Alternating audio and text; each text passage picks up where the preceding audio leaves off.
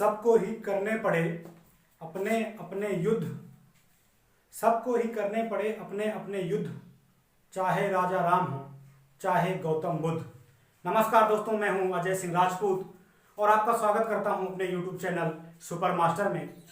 जैसा कि आप लोग जानते हैं कि उत्तर प्रदेश अधीनस्थ सेवा चयन आयोग की प्रारंभिक पात्रता परीक्षा के अंतर्गत इकोनॉमिक्स का जो पोर्शन आपके सिलेबस में दिया गया है उसकी हमने चर्चा पिछले वीडियो में करी थी।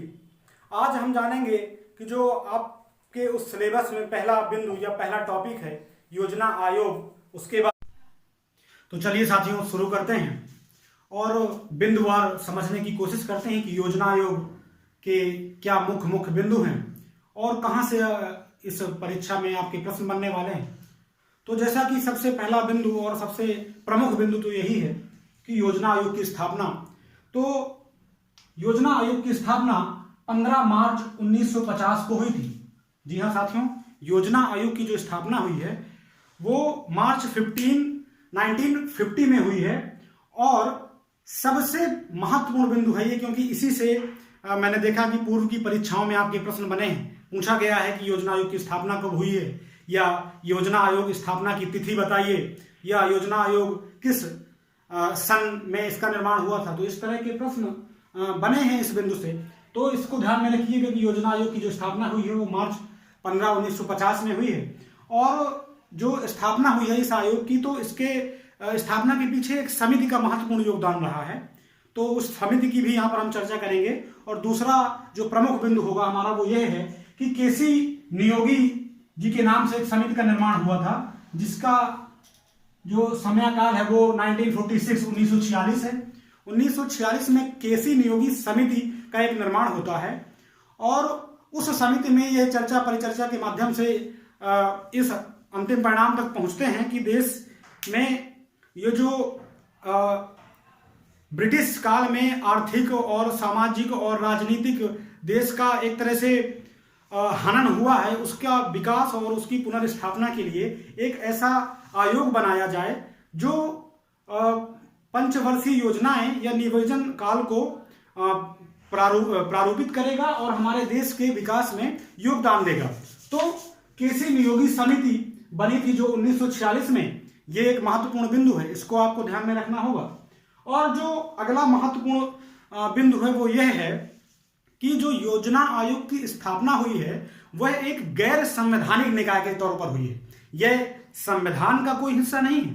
जी हाँ साथियों, ये जो योजना आयोग है ये संविधान में कहीं उल्लिखित नहीं है कि कोई योजना आयोग का निर्माण किया जाएगा या ऐसा होगा, क्योंकि योजना आयोग जो हमारा संविधान है वो उसके थोड़ा सा पहले लागू हो चुका था। 26 जनवरी 1950 को हमारा संविधान लागू हो चुका था, लेकिन उसमें इस बात का कहीं भी उल्लेख नहीं है कि हमारे संविधान में ऐसा कोई आयोग बनेगा जो पंचवर्षीय योजनाओं का निर्माण करेगा, संचालन करेगा।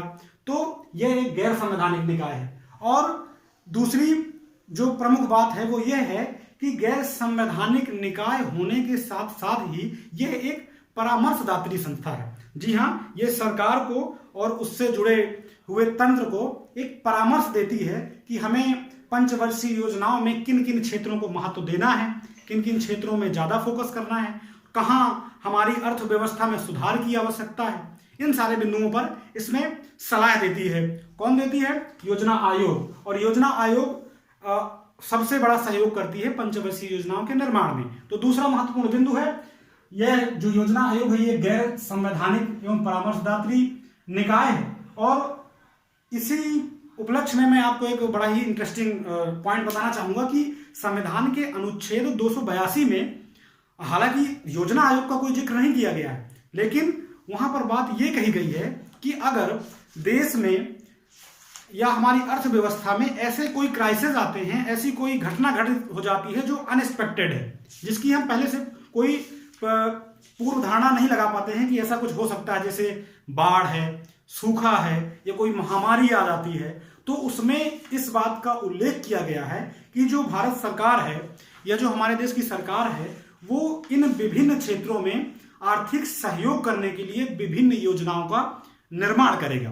तो उसके तहत आप इसको देख सकते हैं। लेकिन अब चूंकि जैसा कि हमने बता ही दिया कि ये गैर संवैधानिक निकाय है, तो इसका संविधान में कोई उल्लेख नहीं है, लेकिन हाँ इसको उससे आप रिलेट कर सकते हैं, जोड़ सकते हैं। अनुच्छेद ध्यान में रखिएगा 282। ठीक है, आगे बढ़ते हैं और बात करते हैं कि योजना आयोग का जो ढांचा है, जो स्ट्रक्चर है, उसके बारे में। तो साथियों, सबसे महत्वपूर्ण इसका बिंदु एक यह है कि योजना आयोग के जो अध्यक्ष हैं वो कौन होते हैं। तो साथियों, योजना आयोग का जैसे ही निर्माण हुआ था और उसके ढांचे का एक निर्माण किया गया था कि कौन इसके अध्यक्ष होंगे, कौन उपाध्यक्ष होंगे और इनके सदस्य संख्या क्या होगी, तो वहां पर साफ साफ पहले ही निर्धारित कर दिया गया था कि जो वर्तमान प्रधानमंत्री होंगे, वर्तमान प्रधानमंत्री जो होंगे वो योजना आयोग के अध्यक्ष होंगे। क्या होंगे? अध्यक्ष होंगे। अब हम ये भी जानते हैं कि वर्तमान जो उस समय के प्रधानमंत्री थे वो कौन थे? वो पंडित जवाहरलाल नेहरू थे। ठीक है, कौन थे? जवाहरलाल नेहरू जी थे। तो उस समय जो है योजना आयोग का जब निर्माण हुआ था तो जवाहरलाल नेहरू जी ही इनके अध्यक्ष थे, इस आयोग के अध्यक्ष थे। और जवाहरलाल नेहरू जी के साथ ही साथ जो इसका एक ढांचा बना, जो एक स्ट्रक्चर बना, तो उसमें क्या हुआ कि वो एक उपाध्यक्ष भी बनाया जाना था, कुछ सदस्यों को भी उसमें सम्मिलित किया जाना था। तो जो इनके अध्यक्ष थे तो वो आपके जवाहरलाल नेहरू जी ही हो गए, जैसा कि अभी हमने चर्चा की। और जो इनके उपाध्यक्ष थे, तो यहां से भी आपके प्रश्न बनते हैं कि जो इनके उपाध्यक्ष थे उनका नाम था मोंटेग सिंह अहलूवालिया। इसको आपको ध्यान में रखना है साथियों।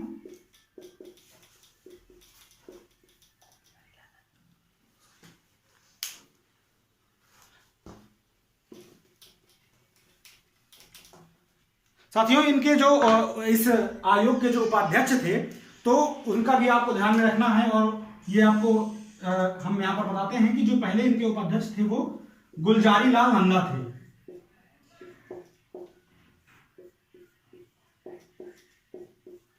ठीक है साथियों, यहां से भी कई बार आपके प्रश्न बने हैं और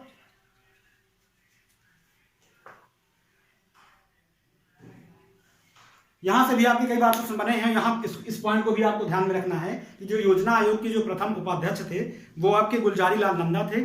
और जो जब ये आयोग बना तो वहां पर ये बात की गई कि जो योजना आयोग के उपाध्यक्ष होंगे ये पद आपका बहुत ही महत्वपूर्ण है। और जो इस पद में बैठेगा, जैसे गुलजारी लाल नंदा जी पहले उपाध्यक्ष थे, तो जो इस पद में बैठेगा वह जो है एक कैबिनेट स्तर के मंत्री का जो पद होता है उसके बराबर योग्यता और उसके बराबर जो है अपना अधिकार रखेगा। तो गुलजारी लाल नंदा जी जो इस आयोग के उपाध्यक्ष थे वो कैबिनेट स्तर के जो मंत्री होते हैं उनके बराबर अधिकार रखते हैं। ठीक है, और आगे बढ़े तो बात करें कि जो इनके अन्य सदस्य थे उनमें पहले तो आप बात आती है पूर्णकालिक सदस्य। तो इस आयोग में जो है 3 पूर्णकालिक सदस्यों की सम्मिलित करने की बात की गई थी। तो इस आयोग में आपके 3 पूर्णकालिक सदस्य थे, ये आपको ध्यान में रखना है। और जो दूसरा बिंदु है, अगला बिंदु है, तो वो ये है कि इसमें 3 अंशकालिक सदस्य भी सम्मिलित किए गए थे। इसमें जो पूर्णकालिक और जो अंशकालिक पदेन सदस्य हैं, इनमें देखिए आपके अर्थशास्त्री, जो प्रमुख अर्थशास्त्री थे वो भी सम्मिलित थे, कुछ जो प्रमुख मंत्री थे वो भी सम्मिलित थे, और जो प्रतिष्ठित सेवाओं में जो कुछ व्यक्ति थे उनको भी इसमें जगह दी गई थी। तो साथियों, ये एक ढांचा था जो योजना आयोग से संबंधित रहा। और इसके आगे हम चर्चा करेंगे कि योजना आयोग के क्या कार्य रहे हैं। तो मुझे उम्मीद है कि आप जो है योजना आयोग के जिन प्रमुख बिंदुओं को समझ गए होंगे, जान गए होंगे, और इसी से आपके महत्वपूर्ण जो प्रश्न हैं तो बनते हैं। और मुझे उम्मीद है कि आने वाली इस परीक्षा में आपके इससे 1 या 2 प्रश्न तो निश्चित रूप से आएंगे ही।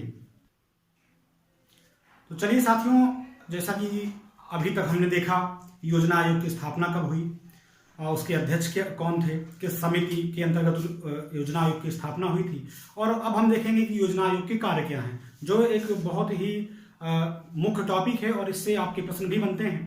तो देखते हैं कि जो पहला हमारा और योजना आयोग का प्रमुख कार्य है वो ये है कि आर्थिक समृद्धि एवं विकास हेतु योजना का निर्माण करना। जी हाँ साथियों, जो योजना आयोग का निर्माण हुआ था तो वो हमारे देश की आर्थिक समृद्धि के लिए, आर्थिक विकास के लिए। हालांकि जो समृद्धि और विकास नामक जो ये शब्द हैं ये अपने आप में बहुत ही विस्तृत एवं बहुत ही ब्रॉड हैं, तो इसके बारे में कोई अलग से वीडियो बना के कभी किसी दिन चर्चा करेंगे हम। तो जो योजना आयोग का कार्य था वो यह था कि आर्थिक समृद्धि और आर्थिक विकास हेतु हमें योजनाओं का निर्माण करना है। हमारे देश की जो अगली पंचवर्षीय योजनाएं बनेंगी तो वो इस पर केंद्रित रहेंगी। ठीक, तो ये एक इसका पॉइंट था, इसको ध्यान में रखना होगा आपको। जो अगला जो पॉइंट था हमारे योजना आयोग बनाने का वो ये रहा कि संसाधनों का उपयोग एवं आवंटन। ठीक है, संसाधनों का उपयोग एवं आवंटन। हमारे देश में जो भी संसाधन है, चाहे वो प्राकृतिक संसाधन हो, चाहे मानवीय संसाधन हो, या जो भी हमारे पास रिसोर्सेज थे, तो योजना आयोग उन रिसोर्सेज को उपयोग करेगा। कैसे उपयोग करेगा इसको ध्यान में रखना था उसकी नीतियां बनाते समय, योजनाएं बनाते समय, और उनका आवंटन किया जाना था। यानी जो हमारे पास रिसोर्सेज हैं हमें उनका अच्छा से अच्छा आवंटन करना था। किस क्षेत्र में किन संसाधनों की जरूरत है उस क्षेत्र में उनको बांटना था। यह कार्य योजना आयोग का प्रमुख था। अगला जो कार्य है वो था प्रशासनिक तंत्र का निर्माण। अब ये जो योजनाएं बन रही हैं, जो रिसोर्सेज हैं हमारे, उनका आवंटन किया जाना है, तो उन योजनाओं के कार्यान्वयन के लिए एक ऐसा सरकारी तंत्र बने, एक ऐसा स्ट्रक्चर बने जो उसकी देखभाल करे। तो उसका भी कार्य जो है योजना आयोग का था, और एक तरह का एक प्रशासनिक तंत्र का निर्माण करना भी योजना आयोग का प्रमुख कार्य था। ठीक है, और फिर जो योजना आयोग का अगला कार्य था वो यह था कि योजनाओं का जो निर्माण हुआ है और उनको जो लागू किया गया है तो वो कहाँ तक सफल हो रही हैं, कहाँ तक उनसे हमें निर्धारित परिणाम प्राप्त हो रहे हैं, इस बारे में भी मेन जो कार्यों में उल्लेख किया गया है योजना आयोग के, उसमें इस चीज का उल्लेख किया गया है कि जो हमने योजनाएं बनाई उनका मूल्यांकन किया जाए, क्या उसमें निर्धारित किए गए हैं लक्ष्य, उसको कैसे प्राप्त किया गया, कहाँ तक प्राप्त किया गया, इसके बारे में बात की गई। और इसी के उपलक्ष्य में ही जो है राष्ट्रीय विकास परिषद, जी हाँ साथियों, राष्ट्रीय विकास परिषद यानी कि एनडीसी की स्थापना भी की गई योजना आयोग के बाद। और इसकी जो स्थापना हुई थी साथियों वो हुई थी 1952 में, अगस्त 1952 में ये इसकी स्थापना हुई थी। इसको स्थिति को आपको ध्यान में रखना है। अगस्त 1952 में जो है एनडीसी राष्ट्रीय विकास परिषद की स्थापना हुई थी, नेशनल डेवलपमेंट काउंसिल, आपको इसको ध्यान में रखना है नाम। और इसका जो मेन मोटिव था, इसके निर्माण का या स्थापना का जो मेन उद्देश्य था वो यह था कि जो योजना आयोग योजनाएं बना रहा है उनका अनुमोदन राष्ट्रीय विकास परिषद करेगा। ठीक है, उसका अनुमोदन कौन करेगा? राष्ट्रीय विकास परिषद करेगा। और अगर मैं बात करूं योजना आयोग की, तो जैसा कि आप शायद पहले से आपको सूचित हो कि अब जो है इसकी समाप्ति हो चुकी है। योजना आयोग की जो समय काल था वो 1950 से 2014 तक था। 2014 में योजना आयोग की समाप्ति हो चुकी है और इसके बाद नीति आयोग की स्थापना हुई है। और नीति आयोग में ही अब चूंकि जैसा कि हम जानते हैं कि कोई भी तंत्र होता है, कोई भी विभाग होता है, तो एक लंबे अंतराल से काम कर रहा है और उसमें कुछ परिशोधन पुनर्मार्जन की आवश्यकता है। ठीक, तो उसको खत्म करके जो एनडीए सरकार आती है उन्होंने इस योजना आयोग को समाप्त करके एक आयोग की स्थापना करते हैं जिसका नाम है नीति आयोग। नीति आयोग की स्थापना होती है और इसमें क्या है, नीति आयोग भी एक तरह से इसी आयोग की तरह ही कार्य करता है, बस उसका तो नाम बदला गया है, थोड़ा स्ट्रक्चर बदला गया है। और जैसा कि हम इसके बारे में थोड़ा सा आपको और जानकारी दे दें कि नीति आयोग में क्या परिवर्तन हुआ है, कि ये किस तरह से अलग है योजना आयोग से। तो साथियों, जैसा कि हमने देखा था कि जो स्ट्रक्चर था योजना आयोग का, उसमें जो अध्यक्ष थे वो प्रधानमंत्री थे, उपाध्यक्ष थे वो कैबिनेट स्तर के एक मंत्री का दर्जा प्राप्त थे, और जो अन्य सदस्य थे, पदेन सदस्य थे, वो देश के कैबिनेट स्तर के मंत्री थे, अर्थशास्त्री थे। नीति आयोग में जो है इन सदस्यों और अध्यक्ष उपाध्यक्ष के अलावा एक सबसे प्रमुख बिंदु ये था कि इसमें राज्यों के एवं केंद्र शासित प्रदेशों के, राज्यों एवं केंद्र शासित प्रदेशों के सभी मुख्यमंत्रियों को इसमें शामिल किया गया था। जी, ये बिंदु आपको ध्यान में रखना है कि जो नीति आयोग है इसमें राज्यों एवं केंद्र शासित प्रदेशों के मुख्यमंत्रियों को भी इसमें सम्मिलित किया गया था। और जो नीति आयोग है इसके अध्यक्ष आपके प्रधानमंत्री रहेंगे, तो इसके आपके जो अध्यक्ष हैं वो प्रधानमंत्री रहेंगे। तो जैसे वर्तमान में प्रधानमंत्री हमारे नरेंद्र मोदी जी थे, तो वो भी इसके प्रधानमंत्री रहेंगे। और इसके जो उपाध्यक्ष हैं उस तरह का एक स्ट्रक्चर इसमें भी रहेगा। तो साथियों ये रही एक मोटी मोटी जानकारी नीति आयोग के बारे में।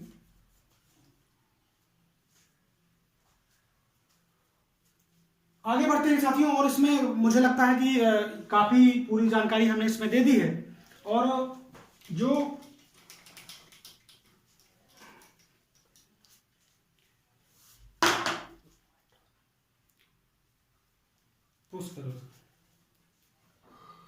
तो साथियों नीति आयोग के बारे में कुछ और महत्वपूर्ण बिंदु हम देख लेते हैं। नीति आयोग की जो स्थापना होती है, नीति आयोग की स्थापना जो होती है वो योजना आयोग की समाप्ति जैसे हो जाती है 2014 में। उसके बाद 1 जनवरी 2015 से नीति आयोग आ जाता है और इसकी स्थापना 1 जनवरी 2015 में होती है। तो इसको आपको पॉइंट आउट करना है। ये जो है महत्वपूर्ण बिंदु है आपके लिए, ये परीक्षाओं में पूछा भी गया है। और जो नीति आयोग है, नीति आयोग की जो फुल फॉर्म है वो है कि जैसे आप देखते हैं कि जो नीति है, नीति आयोग, तो नीति आयोग का जो फुल फॉर्म है इसको आपको ध्यान में रखना है साथियों। इसका जो फुल फॉर्म है वो है national institute for transforming India. इसको अगर हिंदी में हम कहें तो राष्ट्रीय भारतीय परिवर्तन संस्थान, इसका जो फुल फॉर्म है वो ये है। और इसके कार्यों में तो ज्यादा कुछ परिवर्तन नहीं हुआ है, वही ज्यादातर कार्य इसके हैं जो योजना आयोग के हुआ करते थे। क्योंकि अब हाँ पंचवर्षीय योजनाओं का बनना बंद हो गया है, तो इसके अलग इसके थोड़ा सा कार्य हैं। इसके बारे में हम बात किसी अन्य वीडियो में करेंगे। और इसके जो अध्यक्ष हैं वो योजना आयोग की ही तरह प्रधानमंत्री जी होते हैं। तो वर्तमान में इनके शुरू में भी इनके अध्यक्ष श्री नरेंद्र मोदी जी थे और वर्तमान में भी इनके अध्यक्ष मोदी जी ही हैं। और जब नीति आयोग बना था तो इनके जो उपाध्यक्ष थे वो अरविंद पनगड़िया थे। अरविंद पनगड़िया जी जो हैं वर्तमान में इनके प्रथम उपाध्यक्ष थे। अगर वर्तमान में बात करें हम तो श्री राजीव कुमार जी वर्तमान में इनके उपाध्यक्ष हैं। ठीक है, तो ये रही एक छोटी सी जानकारी नीति आयोग के बारे में। हालांकि ये आपके सिलेबस में नहीं है, लेकिन चूंकि योजना आयोग और उससे जुड़ा हुआ ये पार्ट है उसका, तो यहां से प्रश्न बन सकता है। तो साथियों ये रही जानकारी आपके पहले सिलेबस में जो पहला बिंदु योजना आयोग था। मुझे उम्मीद है कि इससे जुड़े हुए कुछ ये जो फैक्ट्स आपके जरूर काम में आएंगे, महत्वपूर्ण हैं, इसको आप ध्यान में रखिएगा। और इसी तरह के अन्य वीडियो देखने के लिए आप हमारा चैनल सुपर मास्टर अगर अभी तक सब्सक्राइब नहीं किए हैं तो जरूर उससे जुड़ जाइएगा। और जो आने वाली है आगामी परीक्षा पेट की जो प्राथमिक पात्रता परीक्षा है उससे संबंधित प्रत्येक जो आपका सिलेबस है उसके प्रत्येक बिंदुओं से हम आपको अवगत कराएंगे। हमारी जो पूरी फैकल्टी है वो हर एक सब्जेक्ट से आपको अवगत कराएगी और मुझे उम्मीद है कि इससे आपको लाभ प्राप्त होगा। धन्यवाद, बहुत बहुत धन्यवाद।